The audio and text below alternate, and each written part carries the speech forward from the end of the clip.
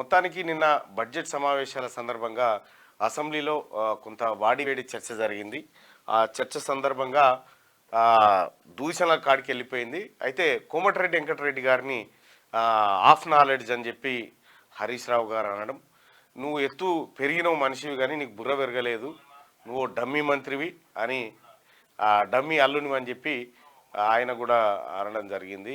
ఎవరు మన హరీష్ రావు గారు అవి ఈయన అన్నాడు, ఆయన అన్నాడు. ఈ ఇద్దరి అంశం మీదనే నిన్న గట్టిగా చర్చ జరిగింది. అయితే బీఆర్ఎస్ పార్టీ అసలు బడ్జెట్ మీద మాట్లాడడానికి పెద్దగా వాళ్ళకాడ సబ్జెక్ట్ లేకపోయినప్పటికీ కూడా ఏదో మాట్లాడాలి కదా అనేటువంటి ప్రయత్నం చేసిరు. అయితే అదే స్థాయిలో కాంగ్రెస్ పార్టీ కౌంటర్కు దిగింది. అసలు గతాన్ని గడపారలేసి తొవ్వి మరి గత స్కీమ్లలో జరిగినటువంటి గోల్మాలంతా తీసుకొచ్చి ముంగడబోసింది. ఇదంతా ఒక ఆసక్తికర పరిణామం. అయితే మరోవైపు అక్బరుద్దీన్ ఓవైసీని కాంగ్రెస్ పార్టీ బీఫామ్ మీద కొడంగల్ నుంచి పోటీ చేయాలని రేవంత్ రెడ్డి గారు ఆహ్వానిస్తే ఆయన నేను కొడంగల్కు రాను అని చెప్పిండు. మొత్తానికి ఉప ముఖ్యమంత్రిని చేస్తానని కూడా ఒక మాట చెప్పిండు. సో ఆ దోస్తాన మళ్ళా ఏదో చిగురించింది. ఇప్పుడు ఎంఐఎం పార్టీ కాంగ్రెస్ పార్టీ పక్షాన కనిపిస్తుంది. అవి 70, ఇవి ఒక 7, 77కు వచ్చింది అన్నట్లు లెక్క. వాస్తవానికి బీఆర్ఎస్ నుంచి కూడా రావాల్సిన వాళ్ళు కొంతమంది ఉన్నారు. మరి వాళ్ళు కూడా ఎప్పుడు వస్తారో ఏం కథనో తెలియదు. బడ్జెట్ సమావేశాలు అయిపోయినాక వస్తుండొచ్చు వస్తే. సో అటు మండల్లో కూడా అదే జరిగింది. ఈ బడ్జెట్ పైన చర్చ జరిగింది.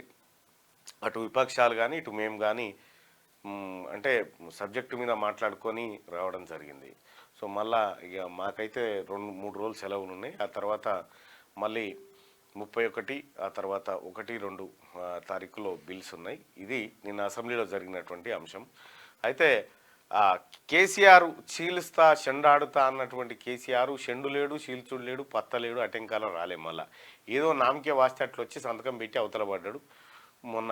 ఇక మళ్ళా అయితే ఇక రాలేదు. మరి వస్తాడన్న నమ్మకం కూడా లేదు. ఇక గదే కేసీఆర్ను మనం ఎప్పుడైనా చూడొచ్చు అంటే అసెంబ్లీలో కట్లొచ్చి జర ఇట్లా ఇంకొక 4 రోజుల తర్వాత వస్తే ఉన్నోళ్ళు కూడా పోతారని ఉన్నప్పుడే వచ్చిపోయింది అన్నట్టు. అంతే అక్కడ నరేంద్ర మోడీ గారిని కాంగ్రెస్ పార్టీ పార్లమెంట్లో ఇండియా కూటమి సభ్యులు కొంత ఇబ్బంది పెడుతున్నట్టు సందర్భంలో అట్టేట పెడతారనేటువంటి ఉద్దేశంతో వచ్చినట్టుగా అనిపించింది కేసీఆర్ గారు మొన్న అసెంబ్లీకి.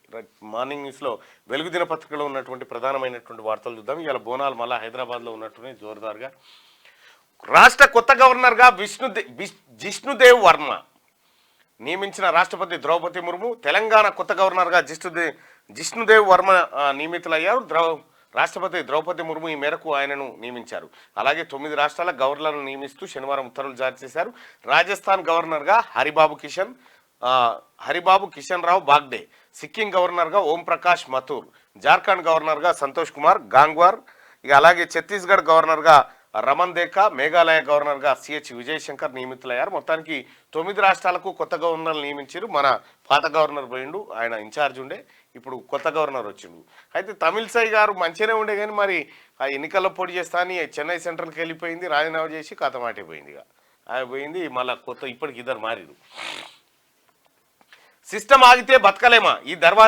ఈ సంచికతో పాటు 32 పేజీల దర్వాజా సప్లిమెంట్ని అందుకోండి అని చెప్పి వెలుగు దినపత్రిక దర్వాజా స్పెషల్ ఇచ్చింది. ఇక ఎయిర్ పిస్టల్ ఫైనల్లో మను బకర్, పారిస్ ఒలింపిక్స్లో ఇండియాకు తొలి రోజు మంచి ఆరంభమే లభించింది. స్టార్ షూటర్ మను బకర్ అద్భుతమైన గురితో ఫైనల్లోకి దూసుకెళ్లడం తొలి మెడల్పై ఆశలు పెంచిందంటూ ఒక వార్తను చూస్తా ఉన్నాం. మరి ఈ షూటింగే ఫస్ట్ రిజల్ట్ వచ్చేటువంటిది ఒలింపిక్స్లో, పారిస్ ఒలింపిక్స్లో. ఈ జట్లు పోయినాయి, మిగిలింది ఒక్క ఆమెనే అనుకుంటా నాకు తెలిసి అందులో. సార్ మరి ఎంతవరకు మెడల్ వస్తుంది ఏం కథ అనేది పక్కకు పెడితే, ఇండియా నుంచి పోయినటువంటి ఈ 140-150 కోట్ల మంది జనాభాలా, 140 కోట్ల మంది జనాభాలా మనకు ఒలింపిక్ క్రీడాకారుడు దొరకలేడు. షూటింగ్ విషయంలో ఈ షూటింగ్ ఏదైతే ఎయిర్ రైఫిల్ షూటింగ్ మంచి వాళ్ళు ఉన్నారు. బాలకృష్ణ అప్పుడు ఎట్లా కాల్చిండు షూటి చూసి, ఎవరిని ఏం పేరు ఆయన పేరు, బెల్లంకొండ సురేష్ సూటి పెట్టి కాల్చిండు. అటువంటి షూటర్లను నిష్పెట్టి ఉత్తులను పంపితే యాడికేలు వస్తాయి ఈ ఒలింపిక్స్లా ఏం కథ? ఇటువంటి వాళ్ళని పంపాలి. ఇంకా చాలామంది ఉన్నారు అట్లా కాల్చిన వాళ్ళు. 117 మంది పోయారు. ఇక వచ్చేటి ఎన్నో పోయినసారంటే అదేందో జావలింగ్ త్రో వేస్తే ఆయనకు వచ్చింది. కానీ మరి ఇప్పుడు హర్యానాకే ఎక్కువ వస్తాయి అని చెప్పి వాళ్ళు మీద అనుకుంటా ఉన్నారు. క్రీడారంగం పూర్తిగా దెబ్బతిన్న దేశంలో క్రీడా వ్యవస్థనే లేదు. అసలు ఆటలు ఎక్కడి స్కూల్లో పంటి ఆటలు ఏమన్నా ఒకప్పుడు ఉండే ఆటలు అంటే 15 ఆగస్టు వస్తే జట్లు అయిపోయి ఆటలు పెట్టేది, ఆటలు ఆడేది, కనీసం టోర్నమెంట్లు ఉండేది, మండల స్థాయి ఉండేది, జిల్లా స్థాయి ఉండేది. ఇట్లా ఆటల పోటీలు, పీఈటీలు ఆ కళ వేరుంటుండే. స్పోర్ట్స్దే సపరేట్ వ్యవహారం. ఇప్పుడు ఆట లేదు, ఏమీ లేదు. సుకూన్కి వచ్చిరు జనం. ఏం అవి పోయిన తర్వాత వచ్చిన పత్తాలాట ఒకటే. పత్తాలాట, ఆ తర్వాత ఈ గుండాట, ఇదేంది క్రికెట్ బెట్టింగ్ల ఆట, ఇగో గివి తప్ప ఇప్పుడు పాత ఆటలన్నీ పోయినాయి. మొత్తం సెల్ ఫోన్ల ఆటలే. ఇక అంకెల గారడి కాదు ప్రజా బడ్జెట్. బీఆర్ఎస్ లాగా పాలనను గాలికి వదిలేయం బట్టి నిత్యం ప్రజల్లోనే ఉంటున్నాం. ఓఆర్ఆర్ను అమ్మేసిండ్రు, ఛాన్స్ దొరికితే హైటెక్ సిటీని కూడా అమ్మేసేటోళ్ళు. అసాధ్యం అనుకున్న రుణమాఫీని చేసి చూపిస్తున్నాం. ఉద్యోగాలే కాదు ప్రిపేర్ అయ్యేందుకు కోచింగ్ ఇస్తాం. ప్రతి నియోజకవర్గంలో అంబేద్కర్ నాలెడ్జ్ సెంటర్లు పెడతామని వెల్లడి. అసెంబ్లీలో బడ్జెట్పై చర్చకు రిప్లై. రాష్ట్ర బడ్జెట్లో అంకెల గారడి కానీ భ్రమలు కానీ ఏమీ లేవని డిప్యూటీ సీఎం ఆర్థిక మంత్రి భట్టి విక్రమార్క అన్నారు. అన్ని వర్గాల అభ్యున్నతి కోసం, హామీల అమలు కోసం ఉన్నది ఉన్నట్టుగా జాగ్రత్తగా కూర్పు చేశామని చెప్పారు. ఇది ప్రజా బడ్జెట్, ప్రోగ్రెసివ్ బడ్జెట్. అత్యంత సామాన్యుడికి కూడా అర్థమయ్యేలా సరళమైన భాషలో ప్రవేశపెట్టాం. అన్ని వర్గాలకు ప్రాధాన్యత ఇచ్చాం అని పేర్కొన్నారు. గత బీఆర్ఎస్ సర్కార్ పాలనను గాలికి వదిలేసినట్టు తాము గాలికి వదిలేయబోమని, ఇచ్చిన హామీలను అమలు చేసి చూపిస్తామని స్పష్టం చేశారు. 5 ఏళ్లు ఆషామాషిగా గడిపేందుకు తాము అధికారంలోకి రాలేదని, ప్రజలకు సేవ చేయడానికి వచ్చామని చెప్పారు. 5 ఏళ్లు కాదు 10 ఏళ్ల పాటు, ఆ తర్వాత 10 ఏళ్ల పాటు అధికారంలో ఉంటామని ఆయన ధీమా వ్యక్తం చేశారు. బీఆర్ఎస్ లాగా సెక్రటేరియట్ ఎక్కడుందో కూడా తెలియనంతగా పాలనను సాగించబోమని, నియోజకవర్గాలకు వెళ్లి నిత్యం ప్రజల్లో ఉంటామని తెలిపారు. శనివారం అసెంబ్లీలో బడ్జెట్పై చర్చ సందర్భంగా భట్టి విక్రమార్క రిప్లై ఇచ్చారు. ఇక్కడ మాది అంకెల గారడి కాదు, ఇది కాదు, అది కాదని చెప్పి నిన్న విపక్షాలు లొలి పెడతా ఉంటే కాంగ్రెస్ పార్టీ కూడా, అధికార పక్షం కూడా. అయితే నాకు ఒక చిన్న డౌట్ ఏముందంటే, బడ్జెటేతర వ్యయం ఎట్లా సమకూరుతుంది గాతిరుగా? ఈ 30-40 వేల కోట్లు గతంలో కేసీఆర్ బడ్జెటేతర వ్యయం పెడితేనే ఆ భూమి ఈ భూమి అమ్మంగా వచ్చింది 20-25 వేల కోట్లే. ఈ 35-40 కోట్లు ఎట్లా తెస్తారో అర్థమైతలేదు. మరి అది నాకున్నటువంటి డౌట్. మోటార్లకు మీటర్లు పెడతామని ఒప్పుకున్నది మీరే. బీఆర్ఎస్ దుర్మార్గపు ఒప్పందాలతోనే విద్యుత్ సంస్థల మెడపై కత్తి. సీఎం రేవంత్ విధి లేని పరిస్థితిలో స్మార్ట్ మీటర్లు పెట్టాల్సిన దుస్థితి. అప్పుల లెక్క చెప్పిన హరీష్ భూములు అమ్మిన లెక్కలు ఎందుకు చెప్పలేదు? అబద్ధాలు చెప్పుట్ల ఆయనను మించిన వాళ్ళు లేరు. బతుకమ్మ చీరలు, గొర్రెల పంపిణీ, కేసీఆర్ కిట్ పథకాలపై విచారణకు సిద్ధమా అని సవాల్.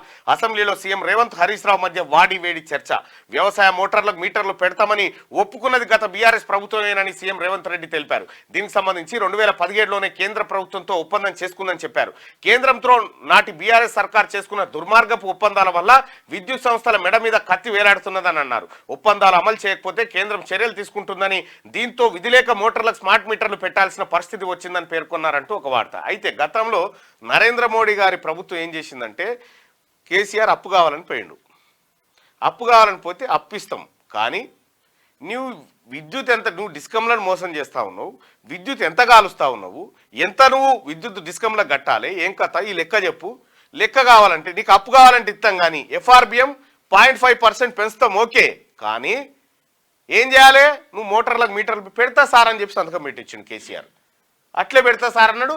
మళ్ళీ యాదాద్రి కాడికి జనగా కాడికి వచ్చి నా తల దిగిపడ్డా మోటార్లు పెట్టనియా అని చెప్పాడు. మొత్తం డ్యూయల్ సిమ్ కేసీఆర్ది అప్పట్లో. ఆ రోజు నేను సుదర్శన కదా, ఆ కాగితం కూడా చూపించినాం. ఈయన ఒప్పుకొచ్చిన సంతకాలు ఇవన్నీ చూపించినాం కదా. సేమ్ అదే దాన్ని నిన్న ముఖ్యమంత్రి రేవంత్ రెడ్డి గారు సభలో చూపించారు. జనం శిక్షించిన తర్వాత కూడా ఇంకా అవే అబద్ధాలు, ఊకదంపుడు ఉపన్యాసాలతో మభ్యపెట్టాలని చూస్తే ప్రజలేం అమాయకులు కాదు. అసెంబ్లీ ఎన్నికల్లో లెక్క తేల్చారు. ఆ లెక్కలతోని సరిపోలేదని ఇట్లనే తొండి లెక్కలు చెప్తే పార్లమెంట్ ఎన్నికల్లో గుండు సున్నా ఇచ్చారు. అయినా బీఆర్ఎస్ ఆలోచన విధానం మారలేదు. ఇలా ఊకదంపుడు ఉపన్యాసాలు, తప్పుడు ప్రచారానికి అసెంబ్లీని వేదిక చేసుకోవడం కరెక్ట్ కాదని చెప్పి సీఎం రేవంత్ రెడ్డి అంటే, ఇక వ్యవసాయ మీటర్లకు సంబంధించి వ్యవసాయ మోటార్లకు మీటర్లు పెడతామని ఒప్పుకున్నది గత బీఆర్ఎస్ ప్రభుత్వమేనని సీఎం రేవంత్ రెడ్డి తెలిపారు. దీనికి సంబంధించి 2017లోనే కేంద్ర ప్రభుత్వంతో ఒప్పందం చేసుకుందని చెప్పారు. కేంద్రంతో నాటి బీఆర్ఎస్ సర్కార్ చేసుకున్న దుర్మార్గపు ఒప్పందాల వల్ల విద్యుత్ సంస్థల మెడ మీద కత్తి వేలాడుతున్నదని అన్నారు.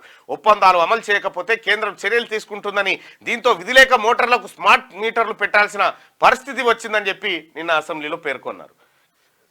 కేసీఆర్ మోబ్ చేసిన కుందరమే అది. కార్పొరేషన్ చైర్మన్కు ఆసరాపించినట్టు. బీఆర్ఎస్ హయాంలో వికలాంగుల కార్పొరేషన్ మాజీ చైర్మన్ వాసుదేవరెడ్డి 6 ఏళ్ల పాటు ఆసరా పెన్షన్ తీసుకున్నట్టు తేలిందట. కార్పొరేషన్ చైర్మన్గా సర్కార్ నుంచి లక్షకు పైగా జీతం, కారు, ఇతర అలవెన్సులు పొందుతూ పెన్షన్ కూడా తీసుకోవడం విమర్శలు వస్తున్నాయట. వాసుదేవరెడ్డి గారు బీఆర్ఎస్ పార్టీ హయాంలో కార్పొరేషన్ చైర్మన్గా ఉండి పెన్షన్ తీసుకున్నట. చాలా ఆరోపణలు ఉన్నాయి దాని మీద.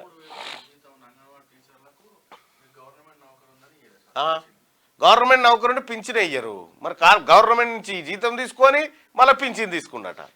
ఇట్లుంటుంది కేసీఆర్ కథ. అమెరికా అధ్యక్ష అభ్యర్థిగా కమలా హారిస్ డెమోక్రాటిక్ పార్టీ నుంచి అభ్యర్థిత్వం కోసం నామినేషన్. కమలా ఎంట్రీతో తాజా సర్వేలో ట్రంప్కు తగ్గిన ఆధిక్యం. వైస్ ప్రెసిడెంట్గా కమలా ఫెయిల్ అయిందంటున్న ట్రంప్ అంటూ ఒక వార్త. కమలా హారిస్ అక్కడ బైడెన్ తప్పుకోవడంతో కమలా హారిస్ తెరపైకి వచ్చింది. ఆమె ఇప్పుడు డెమోక్రాటిక్ పార్టీ అభ్యర్థిగా పోటీ చేయబోతా ఉన్నారు. చీల్చి చెండాడుతానని అసెంబ్లీకి డుమ్మ. కేసీఆర్ మాటలు నమ్ముతారన్న. ఈ చీల్చుడు లేదు, చెండాడు లేదు, అంతుట్టిదే కథ, డంబాచారం. ఒక్కరోజు మురిపెంగా కేసీఆర్ తీరు. శనివారం సభలో కనిపించని ప్రతిపక్ష నేత. ఎన్నికల్లో ఓడిపోయినాక గురువారం తొలిసారి సభకు హాజరు. ఆయన మాటలు విని ఇక రెగ్యులర్గా వస్తారనుకున్న బీఆర్ఎస్ నేతలు తీరా అసెంబ్లీకి రాని గులాబీ బాస్. అధికార పక్షానికి సమాధానం చెప్పలేక ఇబ్బంది పడ్డ హరీష్ అంటూ ఇక రాడు కేసీఆర్. నాకు తెలిసి మళ్ళా ఇంకొక 6 నెలలకు మళ్ళీ సభ పెట్టినప్పుడు ఇట్లా వచ్చి దీని సంగతి ఏందో తేలుస్తా అని సంతకం పెట్టి వెళ్ళిపోతాడు గంతే. ముఖం ఎక్కడదా? ఇప్పుడు సభలో జరిగే చర్చకు ప్రతిదాని కేసీఆరే కదా కర్మ, కర్త, క్రియ. సమాధానం చెప్పుకోవాల్సి వస్తుందని వెళ్ళిపోయాడు. ఇక అమర్నాథ్ యాత్రపై దాడికి ఐఎస్ఐ కుట్ర. అమర్నాథ్ యాత్రపై దాడికి ఖలిస్తానీ టెర్రర్ గ్రూప్తో కలిసి పాక్ ఐఏఎస్ కుట్ర పన్నుతున్నదని ఇంటెలిజెన్స్ ఏజెన్సీ అధికారులు తెలిపారు. యాత్రకు వచ్చే భక్తులు పంజాబ్, ఢిల్లీలోని బీజేపీ నేతలు లక్ష్యంగా చేసుకున్నారని ఆయన చెప్పారు. ఇక నీతి ఆయోగ్ మీటింగ్కు విపక్షాలు దూరం. బడ్జెట్లో వివక్ష చూపారంటూ 8 రాష్ట్రాల సీఎంల బైకాట్. రాష్ట్రానికి నిధులు కేటాయించలేదని మీటింగ్కు వెళ్లని తెలంగాణ సీఎం, తమకు అన్యాయం జరిగిందంటూ కేరళ, తమిళనాడు, కర్ణాటక సీఎంల గైర్హాజరు. వీరి బాటలోనే పంజాబ్, హిమాచల్ ప్రదేశ్, జార్ఖండ్ ముఖ్యమంత్రులు. వెస్ట్ బెంగాల్ సీఎం మమతా హాజరు, మైక్ కట్ చేశారని వాకౌట్ చేసి వెళ్ళిపోయిందట. ఇది నీతి ఆయోగ్ మీటింగ్ కాదు, ఎన్డీఏ కూటమి పక్షాల మీటింగ్ లెక్క అయిపోయింది నిన్న. 2047 నాటికి అభివృద్ధి చెందిన భారత్, ఇది ప్రతి భారతీయుడి ఆశయం. ప్రధాని మోడీ వికసిత భారత్ సాధనలో రాష్ట్రాలకు కీలక పాత్ర. అంతర్జాతీయ పెట్టుబడుల కోసం పాలసీలు రూపొందించాలి. మోదీ అధ్యక్షతన నీతి ఆయోగ్ 9వ గవర్నింగ్ కౌన్సిల్ సమావేశం జరిగిందట. 2047 నాటికి అభివృద్ధి చెందిన భారత్గా మన గతంలో చిన్నప్పుడు కూడా చూసినాం. ఏది 90sలో కూడా 2020, 2000 ఇక అప్పటికే దేశం మొత్తం మారిపోతుంది అనేటువంటి ఏం మారాయి. జనాలు ఉచితాలకు అలవాటు పడ్డని రోజులు ఈ దేశం మారది. జనానికి పని చేయించే శక్తిని ఇవ్వాలి ప్రభుత్వాలు. ఎల్లంపల్లి ఫుల్, ఏ క్షణమైనా గేట్లు ఎత్తే ఛాన్స్. ప్రాజెక్టుకు పైనుంచి భారీగా వరద. 20 టీఎంసీలకు గాను 17 టీఎంసీలకు చేరిన నీటి నిల్వ. మిడ్ మానేర్కు ఎత్తిపోతలు షురు. నంది పంప్ హౌస్ ద్వారా 12,931 క్యూసెక్కులు విడుదల.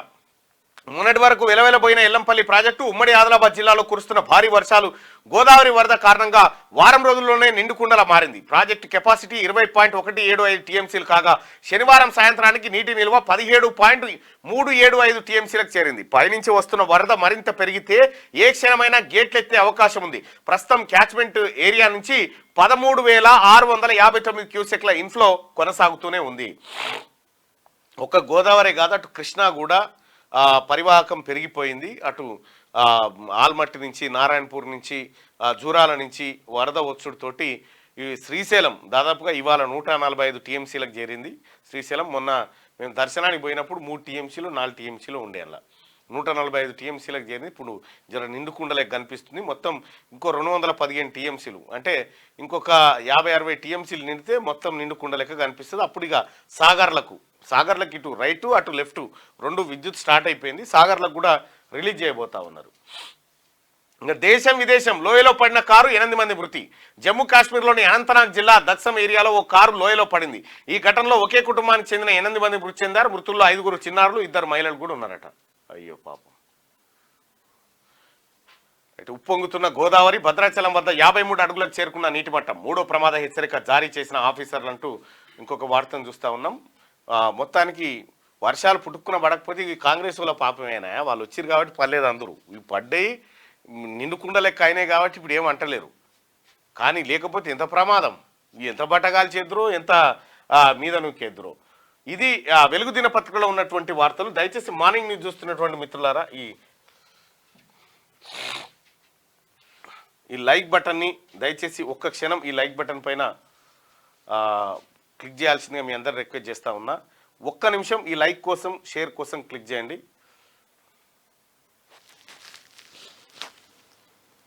మళ్ళా రాజ్యాంగం ప్రకారం ప్రజాసభలకి ఓటు ద్వారా మా బ్రతుకులు మారుస్తారని మిమ్మల్ని పంపిస్తే మా జీవితం కోసం జస్ట్ 9 సెకండ్స్ అసెంబ్లీలో ఆర్టిజన్ల గురించి మాట్లాడడం రాష్ట్రానికి వెలుగులు ఇస్తున్నాం. తప్పకుండా మాట్లాడుతాం, తప్పేముంది. మీరేం వరి కాకుర్రి. తిన్మార్మలన మాట్లాడతాడా లేదా, బరాబర్ అన్నీ మాట్లాడతా, నేను అన్నీ మాట్లాడతా. ఇంకా ఏమన్నా ఉంటే కూడా ఇలా పెట్టుర్రి, ఖచ్చితంగా చూసుకుంటా. దయచేసి మార్నింగ్ న్యూస్ చూస్తున్నటువంటి మిత్రులారా ఈ లైక్ బటన్ మాత్రం ఖచ్చితంగా క్లిక్ చేయాల్సిందే మీ అందరు రిక్వెస్ట్ చేస్తా ఉన్నారండి. నేను ఒక పోల్ పెడతా. థ్యాంక్ యూ అన్న. ఇక ఆంధ్రజ్యోతి చూద్దాం.